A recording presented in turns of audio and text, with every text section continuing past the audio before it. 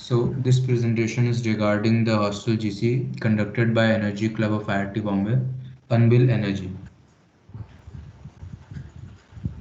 This presentation would be divided into two parts. In part A, we calculate and analyze the data of energy expenditure of a model of an hostel given to us. And in part B, we see where we can improve upon it and the other aspects. Next slide. Yeah, so obviously we start by visualizing the data we calculate to see our effort, which sections have the maximum scope of an efficient output. As is obvious that the most energy expenditure is used in the fans in the rooms. Next is electric geyser, which is only assumed to work 3 hours a day, but is a very high power consuming device. And afterwards, elevator and tube lights in the rooms come close. So obviously these are the best possible choices for us to work on. Other equipments that are used are negligible compared to these four, to be very specific. And this is only concerning the floors. Next we go to the mess. In the mess, the most power consuming device are the coolers with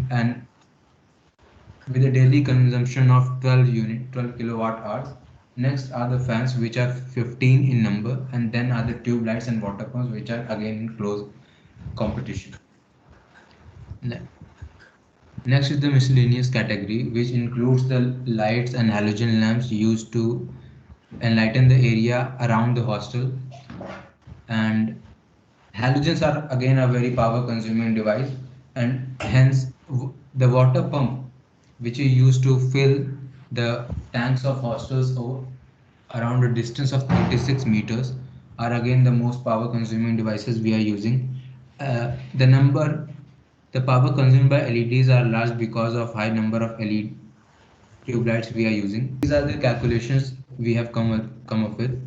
We analyzed that the total consumption of an hostel is around 2612 kilowatt hours, which sums up to per year consumption of 6,26,971.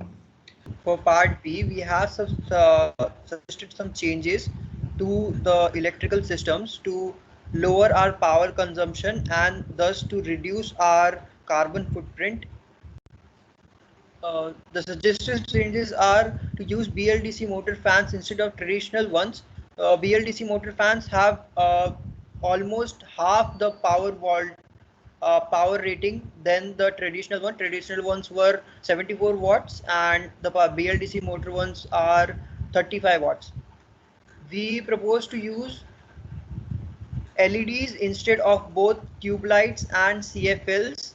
The power required to achieve the same level of luminescence is less. Uh, the tube lights that were being used previously were rated to a power of 40 watts and the CFLs were at 30 watts. We can achieve the same lumens by using LEDs of power rating 18 watts and tube lights of LED tube lights of power rating 18 watts. We can replace electric geysers by solar heaters. This is sort of a no-brainer that as previously pointed out, electric geysers were next in line to the fans as the most power consuming devices used in the hostels, contributing to the overall power consumption of the hostel. Instead of keeping the staircase lights on for 24 hours, which is a waste of energy, we can use door proximity sensors, which are triggered when a door is open and to turn the light on only for 5 minutes, after which they will turn off back. And then we can use uh, alternate water cooler in an alternate cycle. We can use water cooler of half an hour on and an hour of off cycle.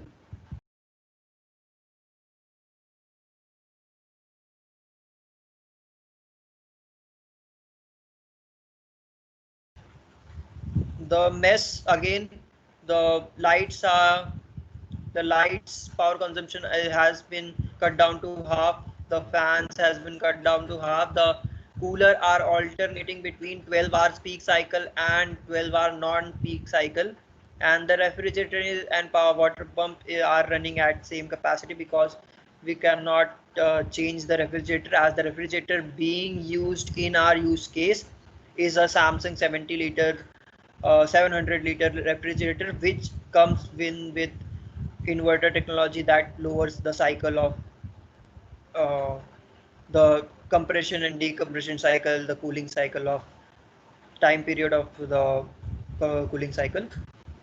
Again, for in this use case as well, we have halved the usage, because our water fans and halogens and bulbs all have cut down by half the power consumption, the power wattage. And for tube light and the halogens, we had a halogens rated for what, 500 watts, and we used an LED in its place, which would be brighter and is rated for 200 watts. So that would cut our power consumption by 3/5. This is the calculation for total consumption per day, per year, expenditure per year, for considering a year of 240 days. That is, the people are staying in the hostels for 240 days. From thermal, the 79.28%, we have approximated to 80%. So from thermal we get this much amount of energy, and then energy is converted from kilowatt hours to kilojoules, and then 2/3 is coming from uh, coal, 1/3 is coming from oil, and then we calculate how many kgs of coal or oil is combusted to obtain the amount of energy, using these assumptions that we have made, looking at the values, that the heat of combustion values of per kilogram of coal and oil respectively, coal, oil and natural gas. Carbon content in coal, we have taken the carbon content for bituminous coal, and the carbon content in oil is for crude oil. The total comes up to with this. The carbon dioxide in tons, also we have used solar heaters. uh, so solar heaters, after deployment, the carbon footprint of solar heater is almost zero. We couldn't find the how much the carbon footprint of a solar heater would be, so we assumed that for a car that is manufactured in the factory before deployment, it has a carbon footprint of 6 tons. So we assume that we take an optimal case of at least one car would be equivalent to all of our solar heaters. So that is what, and we say that we would have to replace our solar heater twice in our 25-year cycle.